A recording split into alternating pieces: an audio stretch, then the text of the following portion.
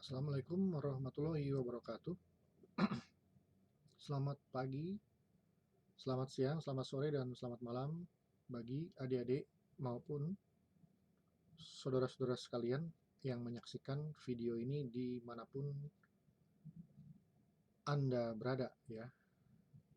Jumpa lagi kita di dalam mata kuliah Hukum Tata Negara ya. Hari ini kita sudah masuk ke dalam kuliah yang ke-6 ya. Pada kuliah yang sebelumnya kita sudah membahas mengenai konstitusi ya di negara kita, di Indonesia. Nah, pada hari ini kita akan membahas mengenai salah satu yang diatur di dalam konstitusi tersebut ya. Nah, ini sangat fundamental, yaitu menyangkut masalah pemisahan atau pembagian kekuasaan negara ya. Itulah topik yang akan kita bahas pada kuliah yang ke-6 ini, pembagian atau pemisahan kekuasaan negara. Nah, berbicara mengenai pembagian ya atau pemisahan kekuasaan negara, maka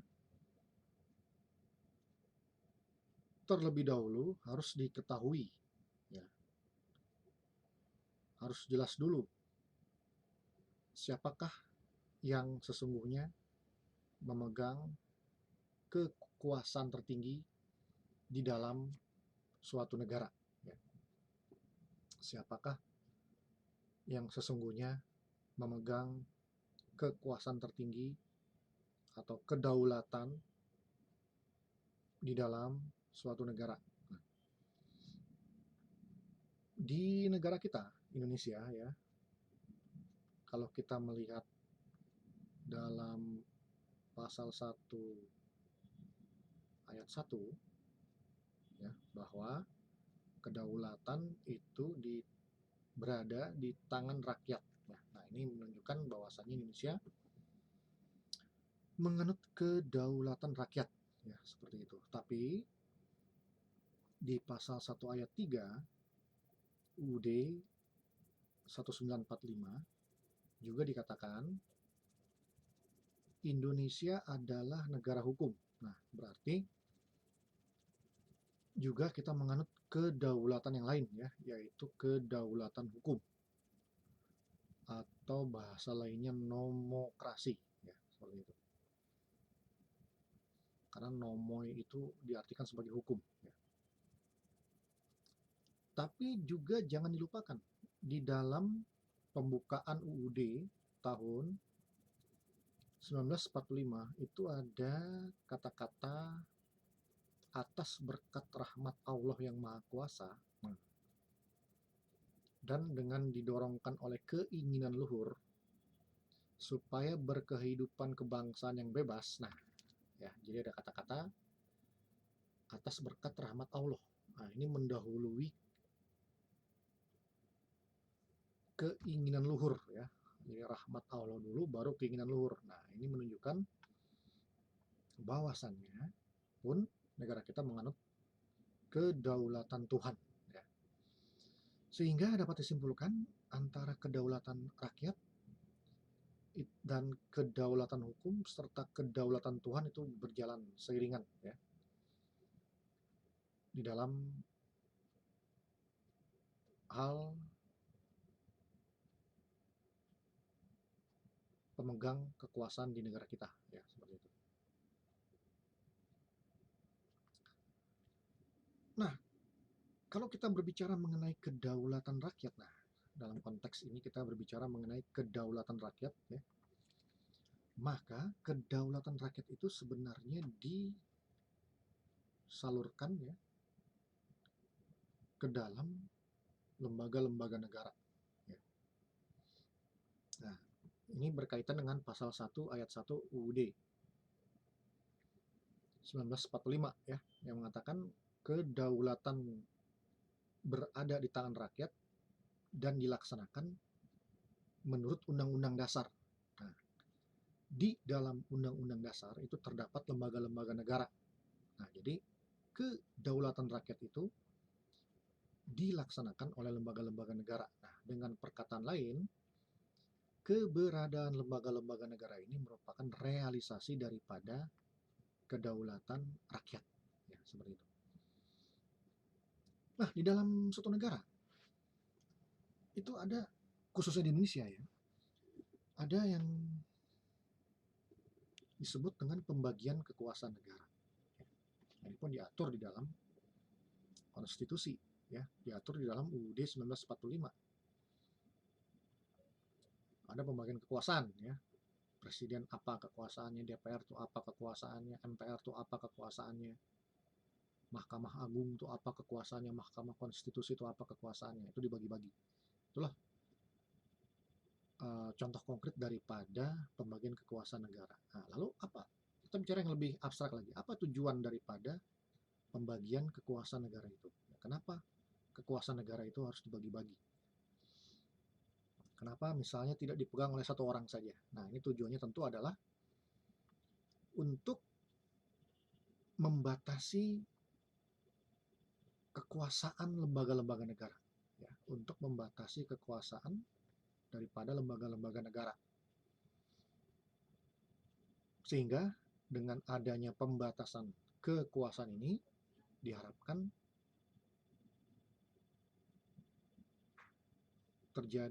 terhindar kesewenang-wenangan, ya. Dapat terhindar penindasan, dapat terhindar pelanggaran HAM yang dilakukan oleh penguasa terhadap rakyatnya. Nah, itulah hakikat kenapa harus dilakukan pembagian kekuasaan negara. Ya.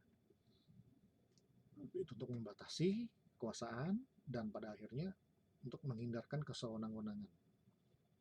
Kalau kata John Locke itu untuk menghindarkan pelanggaran HAM, ya, yang dilakukan oleh penguasa kepada rakyatnya. Ya.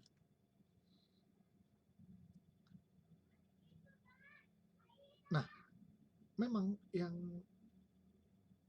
namanya kekuasaan itu ya, rentan dengan penyalahgunaan. Nah, ini sudah dikemukakan sejak dulu oleh Lord Acton. Ya. Jadi menurut Lord Acton bahwa power tends to corrupt. Ya. Absolute power corrupt absolutely. Ya. Nah, yang artinya kekuasaan itu cenderung bersalah guna. Ya. Kekuasaan itu cenderung bersalah guna. Kekuasaan yang absolut itu sudah pasti akan bersalah guna. Ya. Absolute power corrupt absolutely. Ya. Nah, itu hukum besi yang dikemukakan oleh Lord Acton. Ya. Itulah sebabnya kenapa kekuasaan itu harus dibatasi. Karena kalau tidak dibatasi, ya, absolut, maka itu sangat rentan, ya, untuk disalahgunakan seperti itu. Nah, dalam konteks kepustakaan hukum tata negara itu pada prinsipnya pembagian kekuasaan negara itu dibagi menjadi dua macam, ya. Yang pertama, pembagian kekuasaan secara vertikal dan horizontal. Yang kedua adalah pembagian kekuasaan secara material dan formal, ya, seperti itu. Baik, ya, kita mulai dari pembagian kekuasaan secara vertikal dan horizontal. Ya.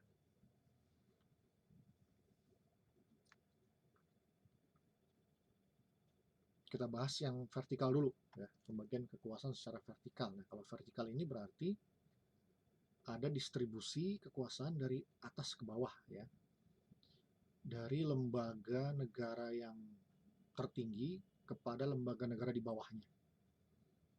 Nah, ini di Indonesia pernah terjadi dulu zaman UUD tahun 1945 yang sebelum perubahan, ya, di mana waktu itu MPR masih berposisi sebagai lembaga tertinggi negara, ya, yang kemudian MPR mendistribusikan, membagikan kekuasaannya ke lembaga-lembaga negara di bawahnya, yaitu disebut dengan lembaga tinggi negara. Nah, jadi dulu ada lembaga tertinggi dan lembaga tinggi negara. Nah, lembaga tinggi negara ini bawahannya yang tertinggi, yaitu MPR. Ya, siapa saja yang tertinggi ini? Ya, maaf, siapa saja lembaga tinggi ini? Ya, itu ada presiden, ada DPR, ada Badan Pemeriksa Keuangan, ya, BPK, ada Mahkamah Agung, dulu ada namanya Dewan Pertimbangan Agung, ya, DPA, yang tugasnya menasehati, memberikan nasihat, ya, memberikan pertimbangan kepada presiden. Nah, tugasnya cuma itu aja satu, ya, hanya satu tugasnya itu. Tapi kemudian DPA sudah dibubarkan, ya. DPA itu sebagai lembaga tinggi negara sudah dibubarkan dan digantikan oleh namanya One Team Press, ya, Dewan Pertimbangan Presiden, yang sekarang berada di bawah presiden. Nah, jadi itu bedanya, ya. Kalau dulu DPA, Dewan Pertimbangan Agung, itu sejajar dengan presiden, tapi sekarang penggantinya One Team Press, Dewan Pertimbangan Presiden, itu di bawah presiden, ya, seperti itu. Jadi itu, ya, dulu MPR itu sebagai lembaga tertinggi dia mendistribusikan, membagikan kekuasaannya kepada bawahannya yang disebut dengan lembaga tinggi negara. Presiden, DPR, Mahkamah Agung, Badan Pemeriksa Keuangan, dan DPA. Tapi itu sudah berlalu, ya, itu sudah berakhir masa itu karena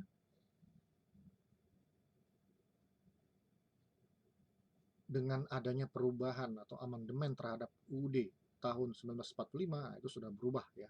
Tidak seperti itu lagi. Vertikalnya sudah tidak ada vertikal lagi, ya, seperti itu. Kemudian kalau di negara lain, ya, vertikal ini ya bisa kita contohkan misalnya di Cina, ya, itu ada lembaga tertinggi negara yang disebut dengan Kongres Rakyat. Nah, kemudian Kongres Rakyat ini dia mendistribusikan kekuasaan ke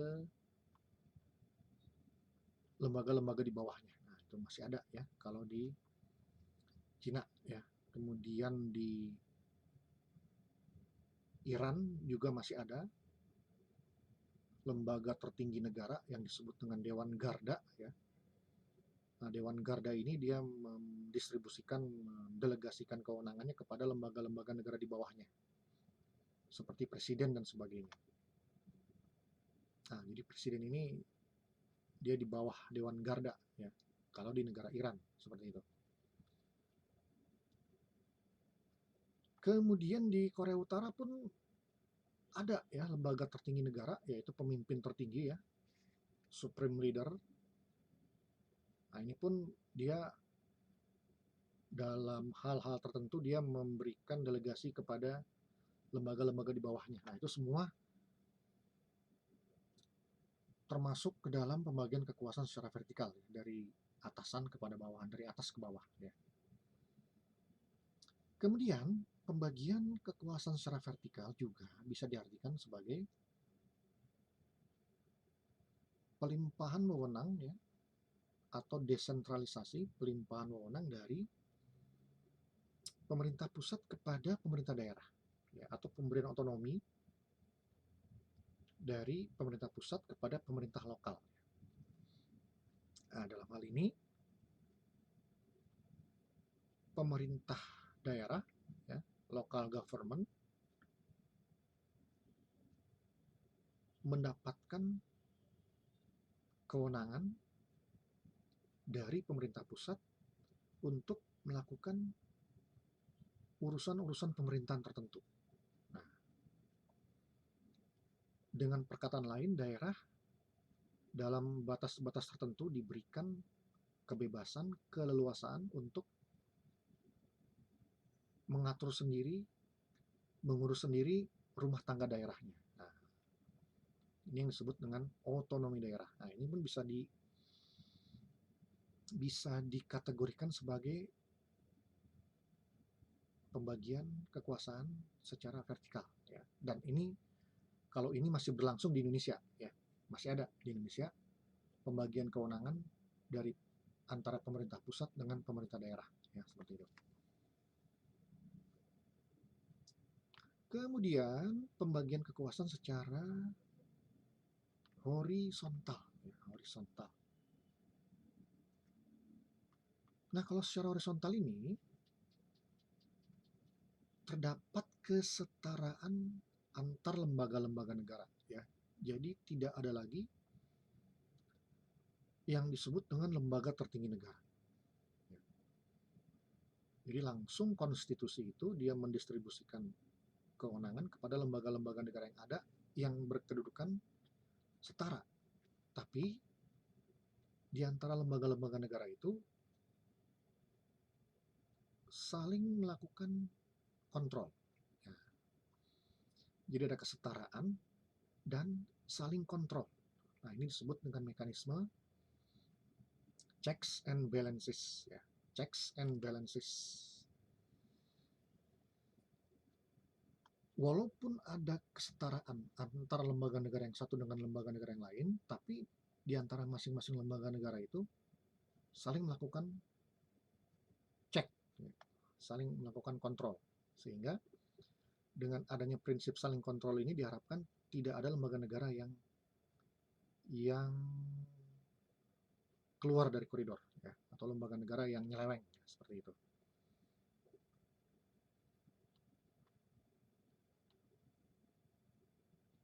Nah, kita ambil contoh misalnya di negara kita sendiri, ya, di Indonesia. Memang DPR bersama Presiden itu memiliki kekuasaan yang besar, ya, untuk membuat sebuah undang-undang, membentuk sebuah undang-undang. Nah, tapi ingat, ketika undang-undang tersebut disahkan, ya, atau sudah terbentuk, maka undang-undang tersebut dapat dikontrol oleh Mahkamah Konstitusi, ya. Jadi apabila ada masyarakat, ya, yang merasa dirugikan atas berlakunya suatu undang-undang, maka masyarakat tersebut, ya, dapat mengajukan permohonan kepada Mahkamah Konstitusi agar Mahkamah Konstitusi meninjau kembali pemberlakuan undang-undang tersebut, apakah bertentangan atau tidak undang-undang tersebut dengan undang-undang dasar, ya. Nah, kalau MK menyatakan bahwa suatu undang-undang itu bertentangan dengan undang-undang dasar berdasarkan fakta-fakta dan bukti-bukti yang diperoleh pada persidangan, maka MK dapat menyatakan undang-undang yang dimohonkan tersebut, ya, ya bisa pasal-pasalnya, ya, bisa ayat-ayatnya, ya,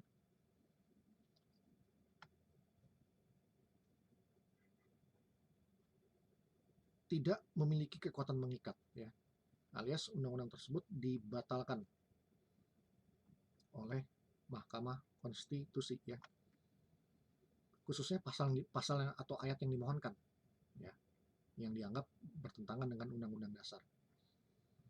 Nah, ini tentunya merupakan contoh checks and balances, di mana DPR bersama Presiden dikasih kewenangan membuat undang-undang, tapi kemudian MK dapat membatalkan undang-undang tersebut apabila dianggap undang-undang tersebut bertentangan dengan undang-undang dasar. Nah, ini salah satu contoh daripada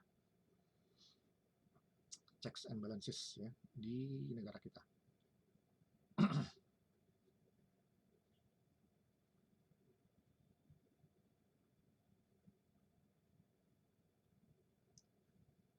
Nah, lagi-lagi kenapa harus dilakukan mekanisme checks and balances ini, ya? Ya, alasannya sama dengan yang tadi di atas sudah kita bahas, ya, bahwasanya kenapa perlu dilakukan checks and balances ini? Ya, prinsip kesetaraan dan saling mengontrol ini karena agar tidak terjadi pemusatan kekuasaan, ya, atau konsentrasi kekuasaan oleh suatu lembaga negara tertentu. Ya, seperti itu.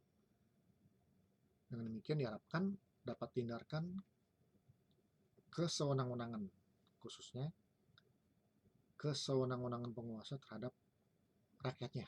Ya, seperti itu. Contoh lainnya, checks and balances di negara kita, ya, Indonesia, diantaranya presiden di dalam memberikan gerasi dan rehabilitasi itu harus dengan pertimbangan Mahkamah Agung. Ya. Kemudian presiden di dalam memberikan amnesti dan abolisi itu juga harus dengan pertimbangan DPR. Nah, ini merupakan bentuk-bentuk atau contoh-contoh daripada checks and balances yang ada di Indonesia. Mekanisme checks and balances ini awalnya populer di Amerika Serikat, ya. Jadi di dalam konstitusi Amerika Serikat ini kita bisa melihat adanya model checks and balances ini, ya, antara Kongres yang terdiri atas Senat dan DPR dengan Presiden dan Supreme Court, ya, atau Mahkamah Agung. Itu merupakan lembaga negara yang sederajat dan mereka saling melakukan check and balances. Seperti di Amerika Serikat, memang pembuatan undang-undang itu merupakan kewenangan sepenuhnya daripada Kongres, ya, daripada Senat dan DPR. Presiden itu tidak boleh ikut serta di dalam proses pembentukan suatu undang-undang, ya. Jadi presiden itu hanya memantau dari luar. Tetapi setelah undang-undang tersebut disetujui oleh Senat, disetujui oleh DPR, ya. Jadi disetujui oleh kedua kamar dari parlemen yang ada, ya, di AS, dan kemudian rancangan undang-undang tersebut dibawa ke presiden, ya, untuk disahkan oleh presiden. Nah, disinilah terdapat mekanisme check and balances. Nah, ya, jadi kalau presiden itu tidak setuju dengan undang-undang yang dihasilkan oleh Kongres, maka presiden dapat mengeluarkan hak veto, ya, yang artinya presiden menolak mengesahkan rancangan undang-undang tersebut menjadi undang-undang. Nah, kalau presiden menolak hak veto, kalau presiden mengeluarkan hak veto, maka RUU tersebut mentah lagi dan harus dibahas lagi, ya. Nah, itu kan check and balances, ya, saling kontrol itu. Dan hak veto tersebut tidak absolut, ya, bisa digagalkan, bisa dipatahkan oleh 2/3 suara anggota Kongres, ya. Jadi kalau 2/3 suara anggota Kongres itu tidak mendukung veto, maka veto tersebut dianggap gagal, ya. Veto tersebut berarti berhasil dipatahkan, sehingga presiden mau tidak mau harus mengesahkan RUU tersebut menjadi undang-undang. Nah, ini lagi-lagi contoh yang lain daripada checks and balances, ya, atau prinsip kesetaraan dan saling mengontrol. Nah, kemudian prinsip check and balances ini dalam perkembangannya diadopsi oleh Indonesia di dalam amandemen UUD tahun 1945, ya. Oleh sebab itu, di dalam UUD tahun 1945 itu sudah tidak ada lagi lembaga tertinggi negara, ya. Waktu itu sebelum perubahan UUD yang sebelum perubahan, MPR itu yang menjadi lembaga tertinggi negara. Maka sekarang di Undang-Undang Dasar tahun 1945 yang setelah perubahan, MPR itu sudah bukan lagi lembaga tertinggi negara, yang melainkan lembaga negara yang sederajat dengan lembaga-lembaga negara lainnya seperti Presiden, DPR, DPD, ya, Mahkamah Agung, Mahkamah Konstitusi, Badan Pemeriksa Keuangan, dan Komisi Yudisial. Nah, jadi bisa dikatakan itu sudah ada kesetaraan lembaga negara di Indonesia setelah perubahan UUD tahun 1945, ya, seperti itu. Nah, itu ya pembagian kekuasaan secara vertikal dan horizontal, ya. Kemudian yang kedua adalah pembagian kekuasaan secara material dan formal, ya. Nah, ini sebenarnya pendapat dari ahli hukum tata negara Inggris, ya, yang bernama Sir Ivor Jennings, ya. Baik, kita mulai dari pembagian kekuasaan secara material dulu, ya. Material. Apa itu maksudnya material, ya? Pembagian kekuasaan secara material itu artinya bahwa pembagian kekuasaan di negara tersebut itu fungsi-fungsi kenegaraannya dipertahankan secara prinsipil, ya. Dengan kata lain, pembagian kekuasaan yang semacam ini itu dipertahankan secara mendasar, ya, secara prinsip dalam fungsi-fungsi kenegaraan yang secara karakteristik memperlihatkan adanya pemisahan atau pembagian kekuasaan ke dalam 3 cabang, ya, yaitu legislatif, eksekutif, dan yudikatif, ya. Nah, ini agak panjang, ya, agak sulit kita memahami, tapi yang jelas ini secara singkatnya dapat kita katakan pembagian kekuasaan secara material ini artinya pembagian atau pemisahan ke dalam 3 cabang itu, ya, legislatif, eksekutif, yudikatif, itu masih dipertahankan secara tegas, ya. Masih dipertahankan secara kuat, ya. Tidak ada campur-campur, ya, tidak ada mix di antara ketiga fungsi ini, seperti itu. Secara prinsipnya, ya, walaupun masih dimungkinkan adanya kerjasama, ya, antar ketiga cabang ini, tapi masih ada, bisa ditarik benang merah, ya, legislatif tuh apa, siapa, eksekutif tuh siapa, yudikatif tuh siapa, ya, legislatif tuh, ya, DPR, ya, DPD, eksekutif itu presiden, yudikatif itu Mahkamah Agung, ya, atau Mahkamah Konstitusi. Itu masih bisa ditarik benang merahnya. Karena memang 3 fungsi itu masih dianggap dipertahankan dengan tegas, ya, atau secara prinsipil, seperti itu. Nah, ini terjadi diterapkan, ya, di Amerika Serikat, ya. Di Amerika Serikat itu ya masih tegas lah, ya. Bahkan sangat tegas, ya, antara legislatif, eksekutif, dengan yudikatif. Di Indonesia pun masih cukup tegas pemisahan antara atau pembagian antara legislatif, eksekutif, atau yudikatif, ya, walaupun dalam prakteknya, ya, presiden itu juga memiliki kewenangan legislatif, ya, seperti ikut serta dalam pembuatan undang-undang. Nah, itu kan kewenangan presiden di bidang legislatif. Juga presiden juga dalam batas tertentu punya kewenangan yudikatif, ya. Seperti misalnya presiden memberikan gerasi dan rehabilitasi. Nah, tapi walaupun begitu, itu masih dianggap sebagai sesuatu yang wajar, sehingga masih bisa dikatakan bahwa di negara kita itu memang masih dipertahankan secara tegas, ya, pembagian terhadap cabang kekuasaan negara, ya, antara legislatif, eksekutif, dan yudikatif. Itu masih ada lah benang merah yang bisa ditarik, ya. Tidak ada campur aduk yang ekstrim, tidak ada tumpang tindih yang ekstrim antara cabang legislatif, eksekutif, dengan yudikatif di negara kita, ya.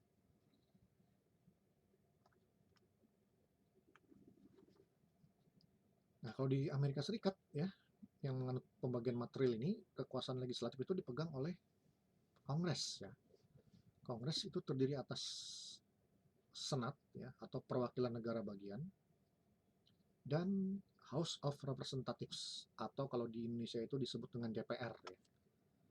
Kemudian kekuasaan eksekutif dipegang oleh presiden dan kekuasaan yudikatif dipegang oleh Mahkamah Agung. Nah, jadi memang ada uh, benang merah yang jelas antara cabang legislatif, eksekutif, dan yudikatif. Nah, itu di Amerika.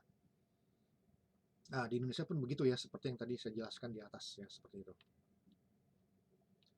Nah, berbeda dengan pembagian kekuasaan secara formal. Nah, kalau pembagian kekuasaan secara formal ini merupakan lawannya yang material ya. Kalau tadi material itu pembagian kekuasaannya itu masih dipertahankan secara tegas antara cabang-cabang kekuasaan yang ada. Kalau di dalam formal ya, di dalam pembagian kekuasaan formal ini sudah tumpang tindih yang ekstrim ya antara legislatif, eksekutif, dan yudikatif. Nah, kalau ini memang tumpang tindihnya ini memang sudah benar-benar apa ya, sudah benar-benar terjadi penyatuan ya, penggabungan antara legislatif, eksekutif ya, legislatif, yudikatif ya, seperti itu. Nah, ini yang seperti ini sudah sulit untuk ditarik benang merahnya lagi ya, mana legislatif, mana eksekutif, mana yudikatif. Nah, ini karena sudah terjadi mix ya, atau percampuran kekuasaan antara legislatif, eksekutif, dan yudikatif. Nah, yang seperti ini terjadi di negara Inggris ya. Di negara Inggris. Nah, di negara Inggris ini memang terjadi percampuran antara kekuasaan eksekutif, legislatif, dan yudikatif secara ekstrim ya, yang sangat sulit kita bayangkan kalau terjadi di negara kita. Nah, itu bisa dikatakan tuh tidak mungkin itu terjadi di negara kita ya, seperti itu. Percampuran atau tumpang tindih yang terjadi di negara Inggris ini. Kita ambil contoh. Di Inggris itu ratu adalah eksekutif. Ya.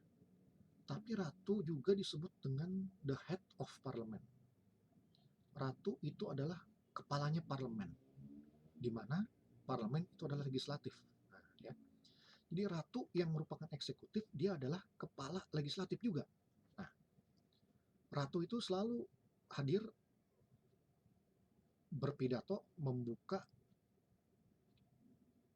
persidangan di parlemen Inggris ya.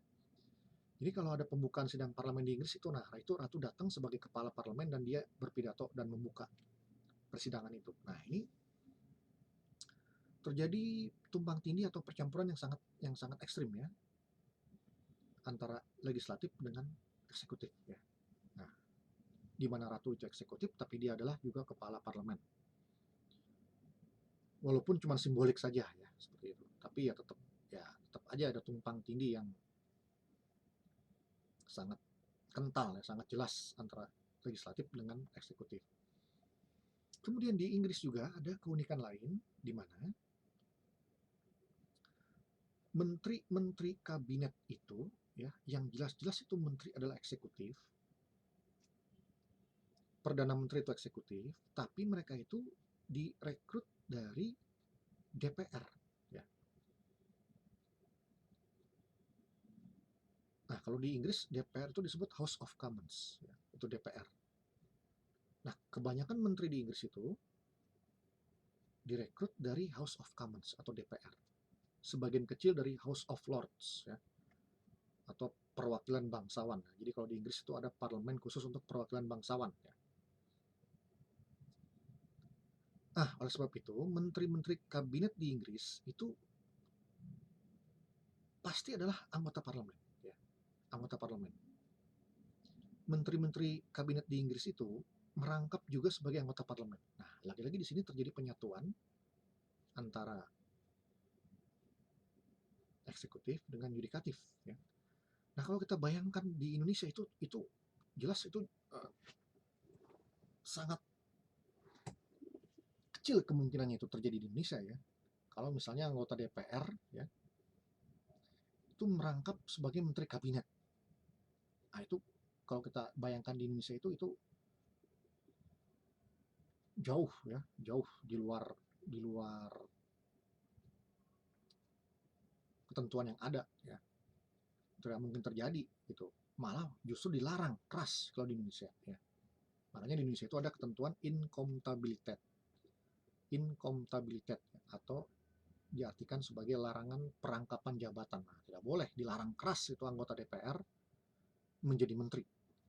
Ya.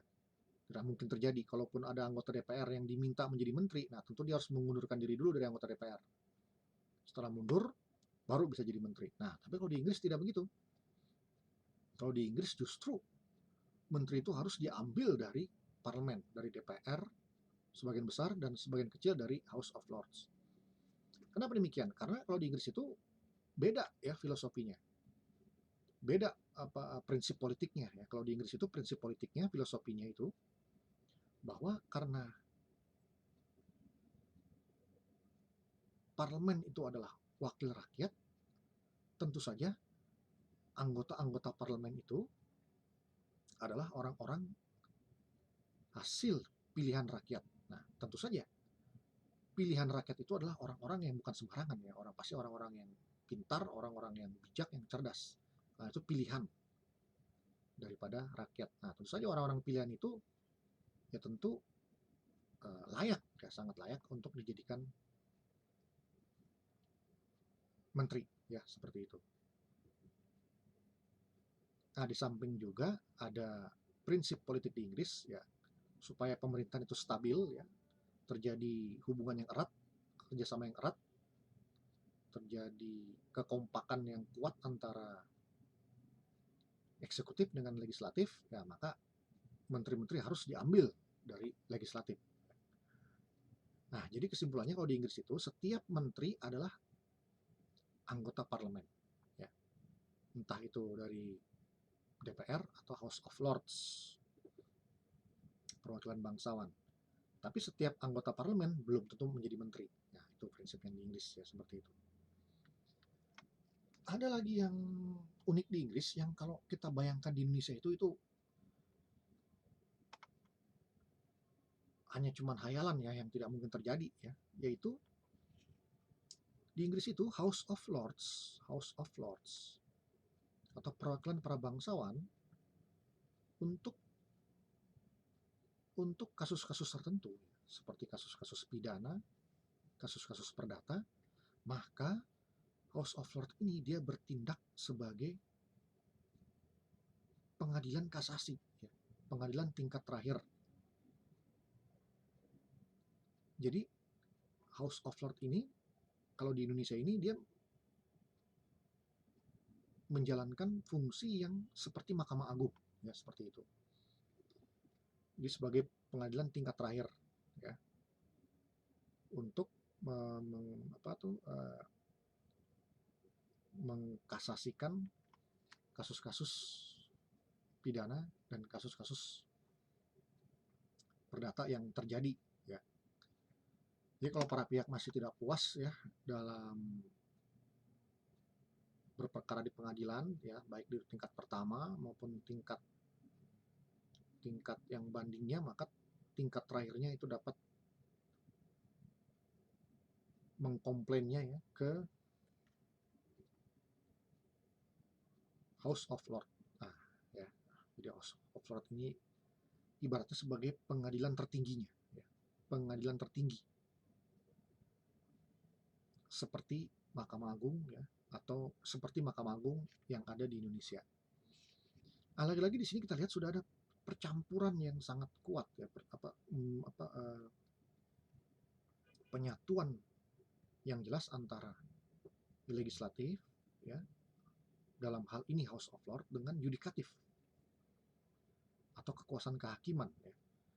Di legislatif itu dia berangkap juga sebagai yudikatif atau kekuasaan kehakiman. Nah, inilah yang dikatakan pembagian kekuasaan ini sudah tidak tegas lagi dipertahankan ke dalam 3 cabang ya. Legislatif, eksekutif, dan yudikatif. Ini terjadi di Inggris ya, di mana untuk beberapa hal terjadi penyatuan antara legislatif, eksekutif, antara legislatif dan yudikatif ya. Tentu kalau kita bayangkan di negara kita ini bisa dikatakan ya tidak akan terjadi ya model seperti ini, seperti itu. Tapi itulah Inggris ya dengan segala kekhasannya. Tentu setiap negara itu memiliki sistem ketatanegaraan yang berbeda-beda ya. Kenapa bisa berbeda? Ya itu memang dipengaruhi oleh berbagai macam faktor ya. Dari faktor sejarah, faktor pandangan hidup, faktor prinsip-prinsip politik yang dipegang ya, faktor budaya dan sebagainya. Seperti itu. Baik ya, itu yang bisa saya sampaikan untuk kuliah hari ini. Nanti kita lanjutkan lagi di materi berikutnya ya, pada kuliah minggu depan. Lebih kurangnya mohon maaf. Wassalamualaikum warahmatullahi wabarakatuh. Selamat pagi, selamat siang, selamat sore, dan selamat malam untuk adik-adik dan saudara-saudara sekalian yang menyaksikan video ini.